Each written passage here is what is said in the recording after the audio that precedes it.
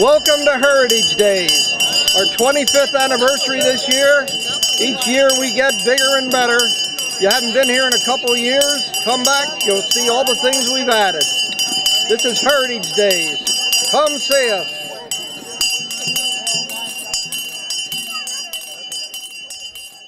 Today we use all kinds of power tools, and in doing so we really lose that connection to the wood fiber itself.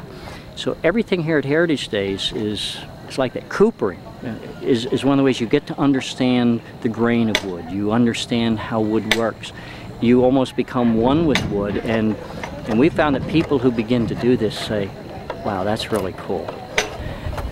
And coopering, we found out 10 years ago there wasn't a cooper practicing in all of central Pennsylvania. There was no one who could make a bucket. We went to all the different shows looking for coopers, and like most of the other things, we began to do the research and ask people to go to classes, and really, this is almost like experimental archaeology. We're trying to recreate, and these kids have to study. Our apprentice program is all about studying and practicing. And as you begin to develop techniques, you learn they're better techniques. And so after 5 or 6 years, people become rather proficient and rather good.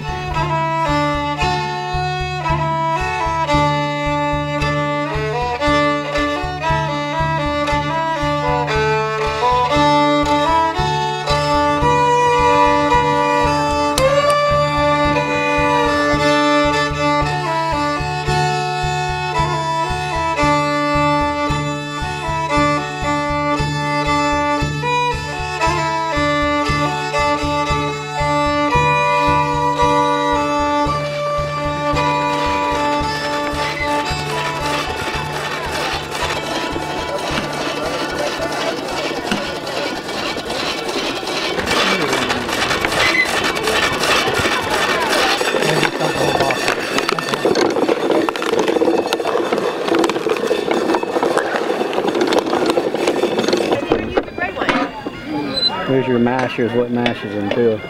Well, we're working on tomorrow's kettle.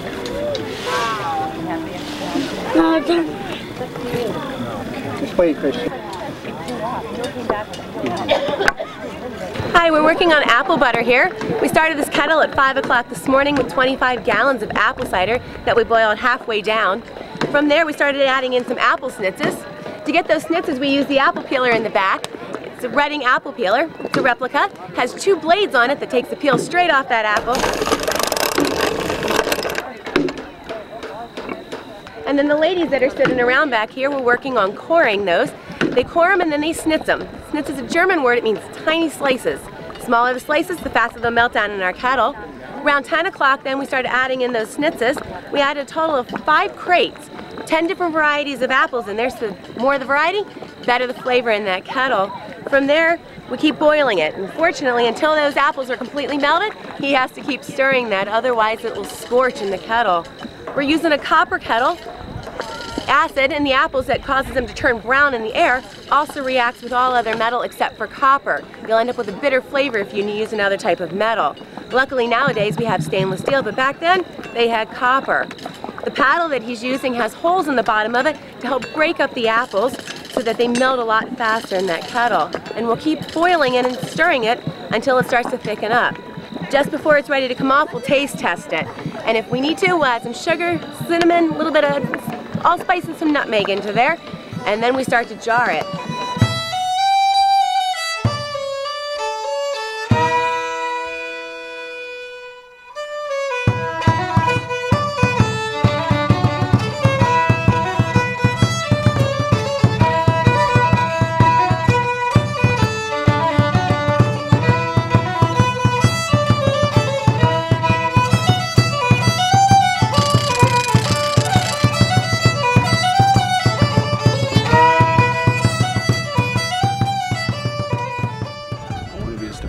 Back in the colonial days, making rope was the way people had rope. You couldn't go to Allen's True Value and pick up rope. It makes you appreciate rope much more when you have to make the rope. The twine that we start with is wrapped in a counterclockwise manner, so we have to come to the machine and wrap those pieces of twine in a clockwise manner, because the countering twists actually give the strength to the rope. As we twist the 3 strands of rope into one final consolidated strand of rope, the machine that we're twisting actually is on wheels so that we can bring the rope closer, because it does shorten as the twists are put into the rope. If we didn't do this, we'd break the rope or the machines, because there'd be so much tension put onto the machine that it would either snap the rope because it doesn't have enough tensile strength, or it would snap the machines in half. Say you got a bad hearing, I can take care of that. You got rheumatoid arthritis, you got aching bones, I can take care of that. You got a pain in the neck, I can take care of that too, as long as it ain't your husband or wife. Now I'll tell you what I'm going to do for you. You say, Doc, how can you take care of that for me? Doc, how can you take care of that for me? Let's try that again. You say, Doc, how can you take care of that for me? Doc, how can you take care of that Now for me? we're talking with this little bottle right here of Dr. McGillicuddy's Magic Elixir. That's right. I got some aches and pains. I've had them for a long time. Poor man. You can't hear out of one ear, right? Sir? I said you can't hear out of one ear. Speak up, I can't hear you. You can't hear out of that ear. Oh, this one's fine. Yeah. And I said, if I were to give you a swing, I said, yeah, I better smell it first.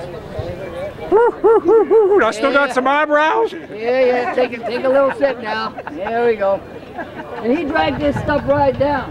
Well, next thing you know, he fell down on the ground. Just open up we get. He jumped up. Then he ran around and he started doing a little dance. And he said, I can hear fine now. I can hear a bird in that tree. We got that tree in the way tree. there's no bird. I can see like an eagle. How about your aches and pains? Oh, what aches and pains would those be? Yeah, you see that? You know, I feel like a new man. You notice it doesn't grow hair. But other than that, it really works, folks. My goodness, I highly recommend that. He highly recommends this. So, what happened then was the people kept thinking, do I want to feel good?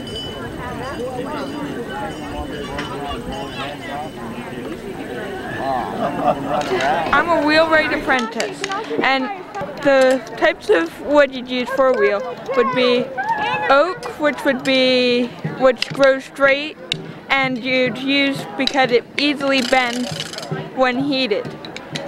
The spokes would be used with heart of oak, ash, hickory, and very rarely you'd use beech. The hub's made out of elm because it grows in a twist and it won't split easily.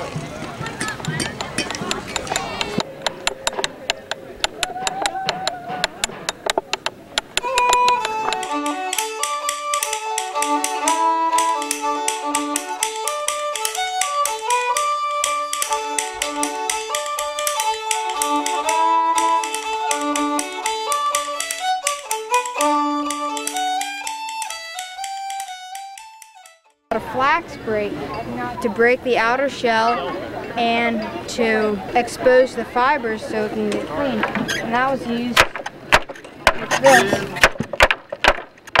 And then when that was done, they had it more flexible and wavy. And then they took it over to the scutching board, and this is a scutching knife. Scutching is the German word for beating. And that's basically what they would do. They would beat it. Heschel is the German word for comb. So they would run it through the Heschels.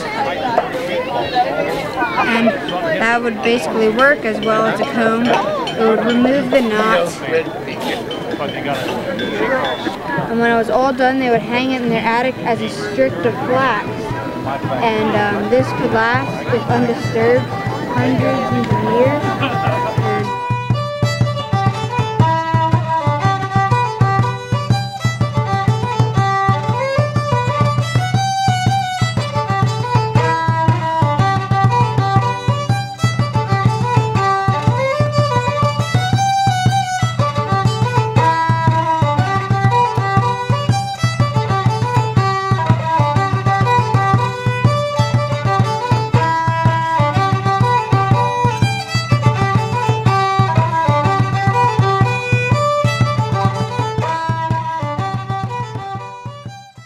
They built a grist mill, and of course they made their home here. We call it Fort Freeland, but of course it was just the Freeland home.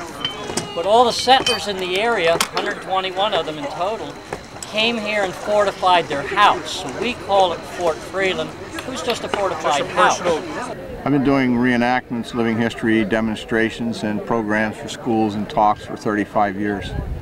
How I got started, I can't tell you, except I had as a youth a very interested father who saw to it that my brother and my sister and I knew about what had happened before us and nurtured that. On this site stood Freeland's home, as you've heard.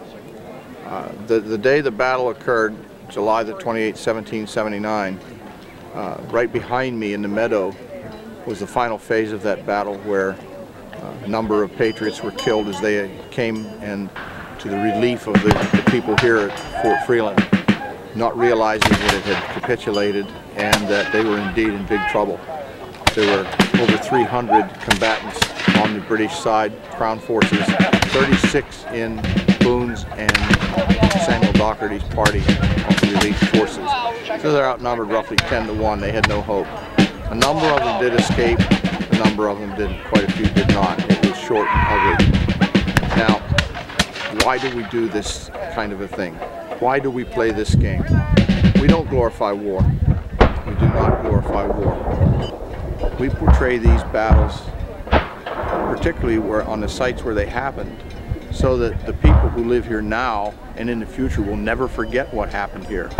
So all this stems from what these 21 patriots gave their lives to give to us in 1779, and we don't want anybody ever to forget it. We celebrate them, their lives, we honor them. And we fully realize too that when we have our native brothers here with us, we honor them and include them. We're no longer enemies, we're very good friends, and it's important to hear their side of the story as well as our own. Well, my brother and I are both of Lenape heritage. We've come down to the Heritage Days here for quite a number of years now. Our part in the battle here is as scouts to the British Rangers that came down here and captured the fort and wiped out the relief column that came to their aid. We do it every year. We take a lot of pride in what we do, so we keep coming back.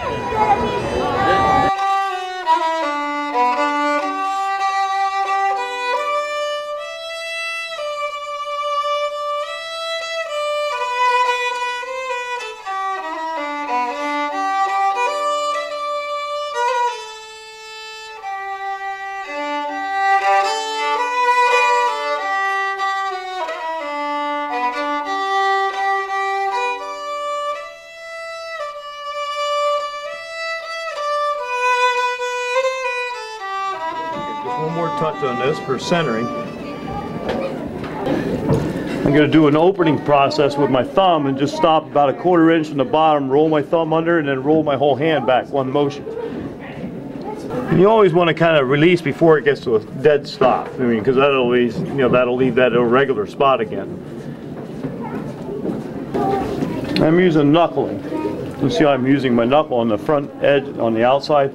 Just gives me a little more push on a thicker bottom like this, as opposed to just using my fingertips. And we'll do another draw with the knuckle.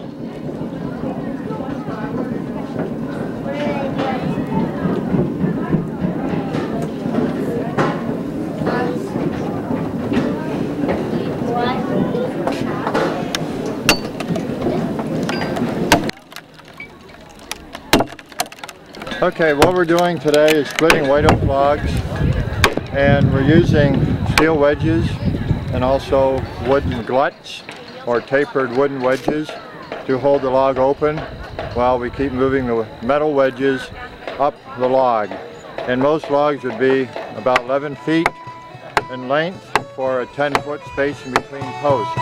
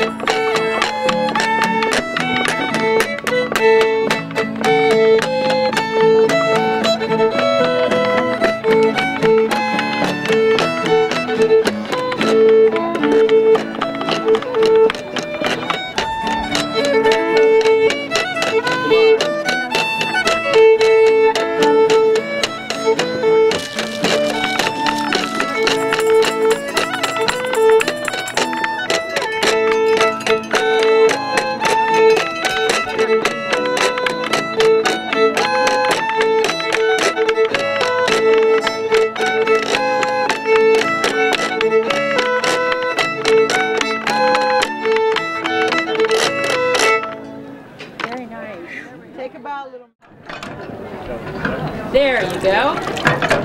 Here comes a little bit. Keep it going. The idea when you pumped water was to try to keep an even stream. In 1957, the school district bought this farm so that they could build a new high school, the consolidated high school. And the district then for about 20 to 30 years used the property simply for storage. It was in terrible condition. So what they decided was that they would initiate a Heritage Days to both preserve the heritage of the area and also to restore the house. And so that's how Heritage Days began, and we're now this year at the 25th anniversary of Heritage Days.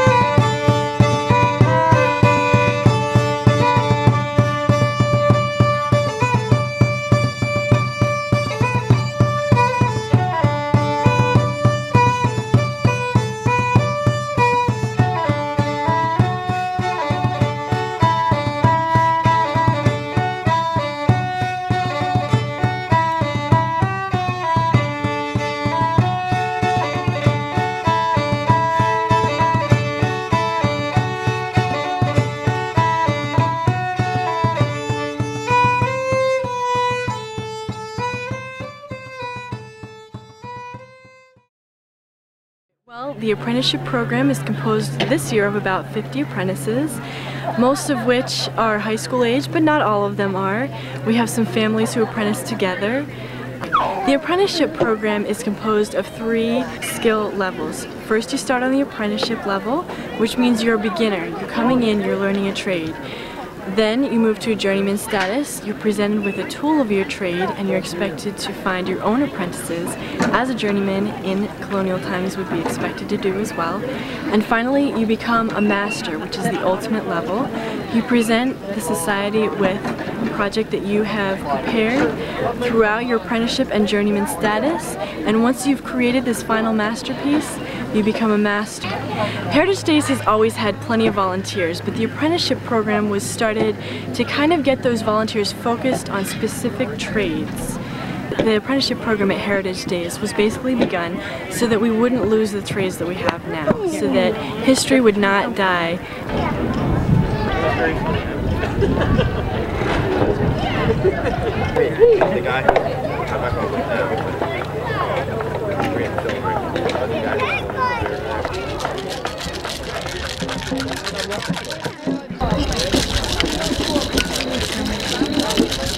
Get my bones loaded. We'll play a bone song. Bones too?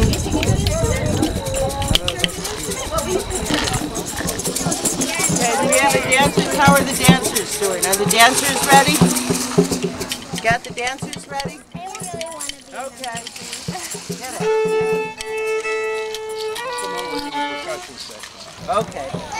Ready? Everybody ready? Okay.